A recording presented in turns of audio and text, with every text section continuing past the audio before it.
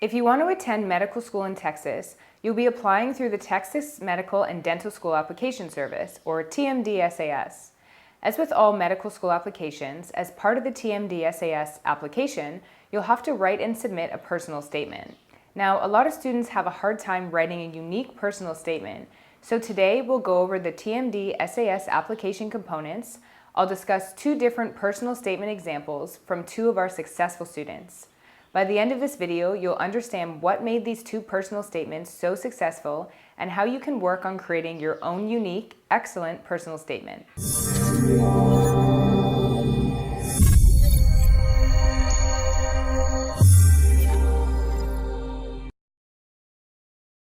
So before we get to the examples, I just want to introduce myself.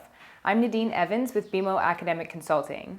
Be sure to subscribe on whatever social media channel you're watching this from now so you don't miss any of our upcoming videos.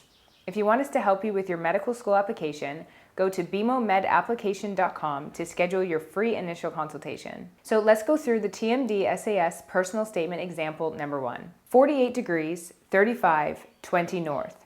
115 degrees, 29, 28 west. The GPS flashed the coordinates of my workplace for the day, Ross Creek, situated in the heart of Kootenay National Forest.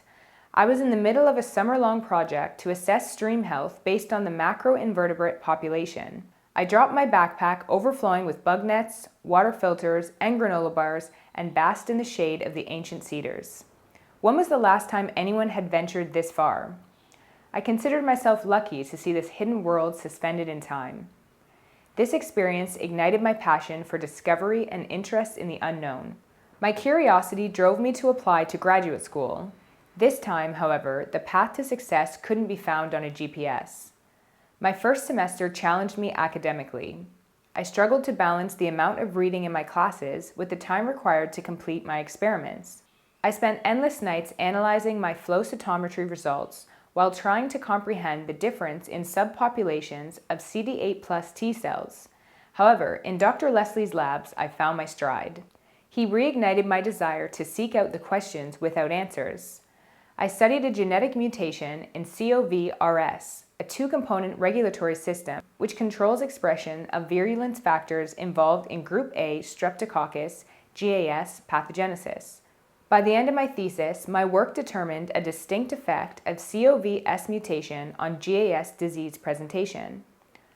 Although my contribution to science may be, well, microscopic, the impact on my intellectual and personal growth was anything but. I left MSU an independent thinker, a confident and skilled communicator, and hungry for another adventure. Autonomy is built into my DNA. As one of 4 children, my parents instilled in me at a young age to be self-sufficient and advocate for myself. I carried this philosophy with me my entire life. It was the cornerstone of my success in graduate school and ultimately the reason I left. The thought of a new discovery excited me, but I found the lab bench to be quite a lonely place. My accomplishments felt like mine and mine alone, and I needed to feel like part of a team, a group, of anything. Both my parents served in the Air Force, and their stories of the people they met and the places they traveled piqued my interest. This was it, the perfect opportunity to satisfy my appetite for exploration while working to achieve a common goal. As a digital network analyst, I lived on the frontier of internet deciphering, ones and zeros. The job of national security is not an easy one and certainly can't be accomplished alone. The chance to work on high-priority projects was humbling, but still something was missing. I spent all day trying to understand technology meant to connect us, and yet professionally, I couldn't feel more detached. Operating on such a grand scale felt cold and impersonal. I looked for other ways to be of more direct service to people. In the back of an ambulance, I struggled to hear the first thud of his blood pressure above the blaring sirens. The quiet I'd been accustomed to was nowhere to be found. We were dispatched for an 87-year-old male patient complaining of shortness of breath. My partner assessed his respirations while I measured his pulse oximetry. A quick exam revealed his breathing was rapid and shallow and an SpO2 of 88%. We provided oxygen, kept him warm, and transported him to the nearest hospital. By the time we arrived, his breathing had improved and speaking became easier. Our intervention worked. My partner and I functioned independently, but we cared for the patient in unison. We moved our patient to his room, and as we left, he gave us a wave and a smile. In that moment, I no longer felt removed from my work. As patients detailed the pain of their worst day, I was an active participant, engaged and fully present. Their outcome depended not on my knowledge of the human body alone, but also the bond we formed, a fact highlighted during my time shadowing. Dr. John's clinic served as more of a classroom than an exam room. As many of his patients were living with HIV, he educated his patients on their illness and listened intently as they asked questions. Nothing was off limits. His openness allowed his patients the freedom to discuss difficult and embarrassing topics. The trust he established facilitated a better experience and gave his patients the tools necessary to take care of themselves. He empowered his patients to take control of their health. This experience showed me the interconnection between patient and provider and how one depends on the other. Medicine allows me a glimpse inside the most intimate of human events. I feel a closeness that I've yet to experience sitting behind a computer or a microscope. No longer analyzing my subject from afar, but up close and personal. Armed with a GPS, I navigated the trails of Montana easily. In medicine, the path isn't as clearly marked, which is why I'm applying to medical school. I'm eager to learn more, do more, and explore uncharted territory. So this statement is great because it checks off all the critical points a personal statement should include, such as a creative opening, personal experiences, and a great flow. The opening paragraph is quite unique, starting with GPS coordinates. As a reader, you're instantly intrigued to find out where the location is and where the story is going. It's very descriptive and interesting, allowing for full submersion. Personal experiences are well demonstrated as the applicant does a great job of using specific examples, such as working in a lab, as a digital analyst, and as a paramedic to showcase different qualities and skills. The fact that the applicant chose to discuss personal experiences that are completely different and unique, both in their roles and responsibilities, is an excellent approach for showing flexibility and adaptability. The essay flows extremely well and takes the reader on a chronological journey through the applicant's life. Additionally, the connection the applicant makes to the opening in the end really brings the paper together. It's clear that the applicant has strong motivations for pursuing medicine, and this is shown through the applicant's continual drive to learn more, explore, and find the path to doing something they are truly passionate about. So let's go over the second personal statement example. Eleanor Roosevelt once said, "The purpose of life is to live it, to taste experience to the utmost, to reach out eagerly and without fear for newer and richer experience." In order to understand what makes a great doctor, it's essential to view high-quality healthcare from a variety of angles to gain insights into the many complex layers of healthcare operations.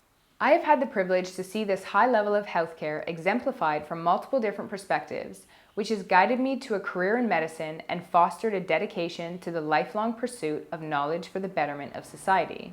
From a young age, I have always said that I wanted to be a doctor. This desire stemmed primarily from seeing my father's undeniable passion for his work as an ophthalmologist. However, it was not until one unfortunate situation during my junior year of high school that I saw firsthand the impact that doctors have on individuals and families from a patient's perspective. My mother was visiting my sister at her college and attending a wedding shower when she suddenly collapsed and was rushed to a nearby hospital. A quick scan discovered a ruptured brain aneurysm on the posterior communicating artery. Thankfully, she was saved by a skilled neurosurgeon and the phenomenal medical team accompanying them. Witnessing the neurosurgeon perform at the highest level in this life or death situation helped me appreciate many aspects of treatment that I had not even considered, such as the dedication to the training required to master such a complex procedure specifically for situations like these. The emotional maelstrom of this alarming experience led me to the realization that I need to become a great doctor that makes a profound impact on the lives of not only the patients seeking treatment, but also their families and friends. Wanting to learn more about how the physician-patient interaction I witnessed fits into the larger clinical operation led me to a position as an ophthalmic technician at my father's practice that summer. Becoming an employee in the healthcare industry allowed me to see patient care from another point of view, the provider perspective. Not only was I able to gain valuable experience interacting with patients, taking histories and dilating pupils, I was also able to see yet another compassionate physician. my father, take pride in his work. In fact, my favorite part of my position was seeing post-op patients the morning after their cataract surgery when they realized that they could see the eye chart with 20/20 to 20/25 vision. I now understood why patients walked up to him in restaurants or at baseball games when I was only a child, exclaiming how much better they could see after their surgery. While I was inspired by the swift treatment surgeries can provide, I appreciated the roles doctors play in the prevention and management of chronic diseases when my father would counsel his patients on the importance of controlling diabetes to preserve vision. Playing an active role in a healthcare team cemented my desire to become a physician and to one day provide empathetic care to patients of my own. In addition to seeing healthcare from both patient and provider perspectives, alongside hard-working physicians, I have had the opportunity to see healthcare from another perspective, the policy perspective. As a freshman in college, I was offered a job which allowed me to learn more about our political system along with a wide variety of issues affecting the state. Seeing my mentor advocate for patients and the public health motivated me to strive to play an active role in resolving issues as persuasive as the national opioid epidemic. My invaluable mentor helped show me complicated policy issues surrounding healthcare and the impact that doctors could potentially have on legislation. My experience in that position has been pivotal in my continuous development as an aspiring physician and leader in healthcare. A wide variety of perspectives has taught me that two of the most important traits for being an exceptional doctor, like my father and the neurosurgeon that saved my mother, are the utmost level of professionalism and determination towards enhancing the quality of life for patients. I am pursuing a career in medicine with these undertakings as my primary goals. Becoming a true advocate for patients requires a lifelong dedication to learning and an unrelenting tenacity to solve problems. My dynamic experience in the medical field has offered me countless learning opportunities, and I look forward to identifying issues and providing solutions both in the clinic and in public health, backed by strong medical knowledge. Okay, so this essay has a great flow with excellent transitional sentences to the following paragraphs. Each paragraph serves its purpose and allows the reader to follow along on the applicant's journey in chronological order. The student does a great job of describing their initial interest in medicine, and throughout the essay, we see how this interest grows and evolves to become passion and dedication. Most importantly, this essay does what it promises.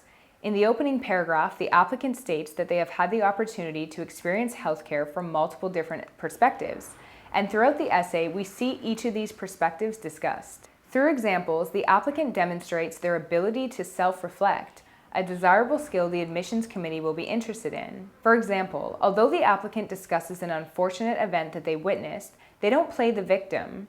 Instead, the applicant immediately discusses what they appreciated and learned from the situation. Another great aspect of this personal statement is that the applicant demonstrates their ability to look ahead and to set and achieve future goals. So thanks for tuning in. This wraps up another one of our videos. Hopefully you found it helpful, so please subscribe, like, and leave a comment if you have any questions.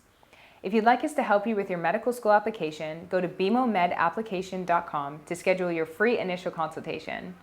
Thanks again, and we'll see you next time.